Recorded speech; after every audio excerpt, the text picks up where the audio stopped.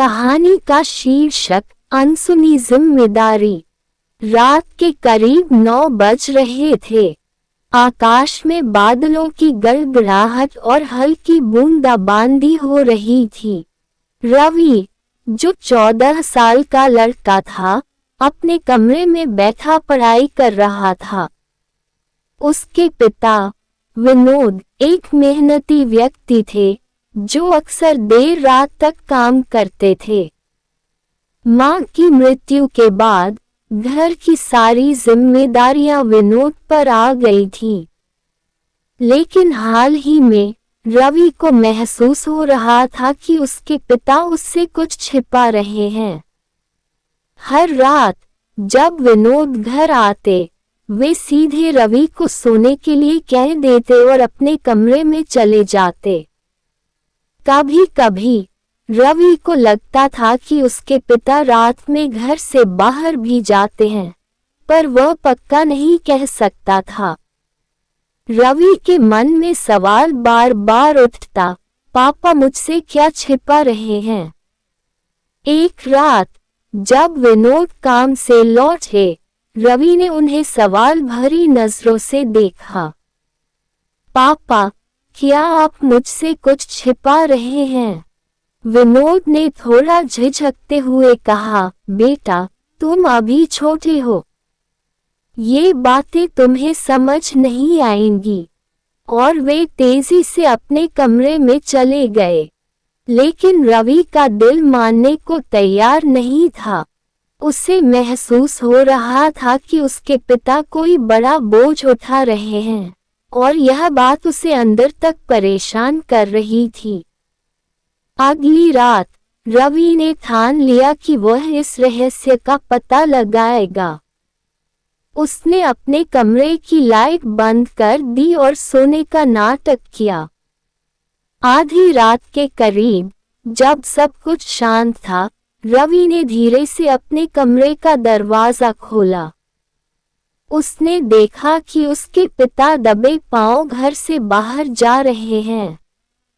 रवि ने बिना किसी आवाज किए अपने कोट को उठाया और उनके पीछे पीछे चल पड़ा। विनोद एक सुनसान रास्ते पर जा रहे थे। रवि ने दूर से ही उनका पीछा किया। कुछ ही देर में विनोद एक पुराने जर्जर घर की ओर बढ़ने लगे।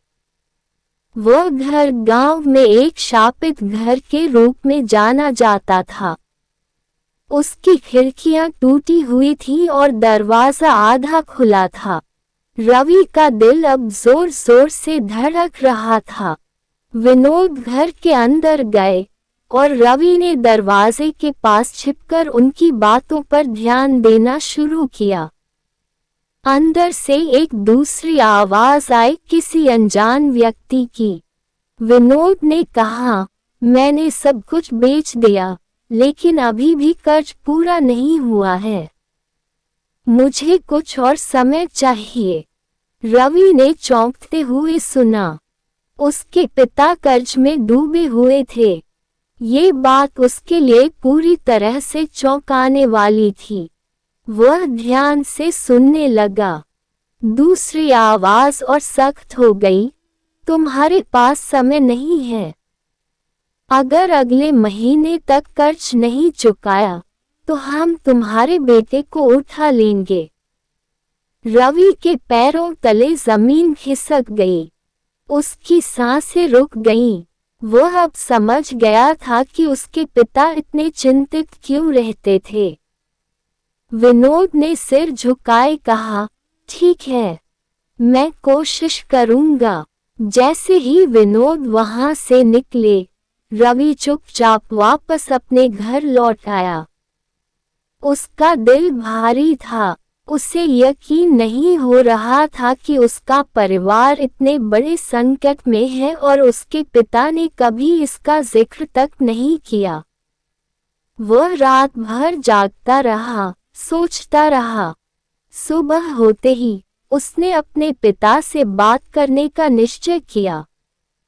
अगले दिन जब विनोद घर पर थे, रवि ने हिम्मत जुटाई और उनके सामने बैठ गया। पापा, मैं जानता हूँ कि आप मुझसे कुछ छिपा रहे हैं, रवि ने विनम्रता से कहा। विनोद चौंक गए। उन्होंने कभी सोचा नहीं था कि उनका बेटा इस सच्चाई से वाकिफ होगा। उन्होंने गहरी सांस ली और रवि के पास बैठते हुए कहा, बेटा, मैं तुम्हें इन परेशानियों से दूर रखना चाहता था। ये मेरा कर्तव्य है कि मैं तुम्हें सुरक्षित रखूं। रवि की आंखों में आंसू आ गए। उसने धीरे से कहा, लेकिन पापा, क्या मेरा कोई कर्तव्य नहीं है? मैं आपका बेटा हूँ। हमें मिलकर इन समस्याओं का सामना करना चाहिए। विनोद ने पहली बार अपने बेटे के चेहरे पर जिम्मेदारी और परिपक्वता देखी। उन्हें एहसास हुआ कि वह अकेले इस बोझ को नहीं उठा सकते। उनके बेटे ने यह बात समझ ली थी और अब वह भी इस संकट का सामना करने के लिए तैयार था। उस दिन के बाद रवि और विनोद ने मिलकर इस समस्या का हल ढूंढने का निश्चय किया। रवि ने अपनी पढ़ाई के साथ साथ छोटे मोटे काम शुरू कर दिए। विनोद ने भी अपने पुराने दोस्तों और रिश्तेदारों से मदद ली। धीरे धीरे कर्ज चुकाया जाने लगा और जो खतरा उनके सिर पर मंडरा रहा था, वह धीरे धीरे कम होने लगा। कहानी का सबक: माता पिता अक्सर अपनी परेशानियों को बच्चों से छिपाते हैं ताकि उन्हें सुरक्षित रखा जा सके, लेकिन बच्चों को भी अपनी जिम्मेदारियों को समझना चाहिए।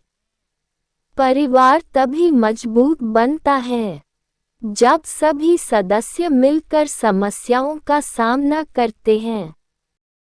युवा पीढ़ी के लिए संदेश: जीवन में सफलता के लिए आपकी जिम्मेदारी सबसे पहले आपके काम के प्रति होती है।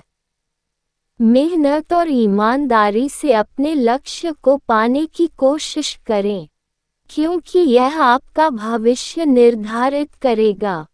साथ ही अपने माता पिता की स्थिति को समझें और उनकी मदद करें।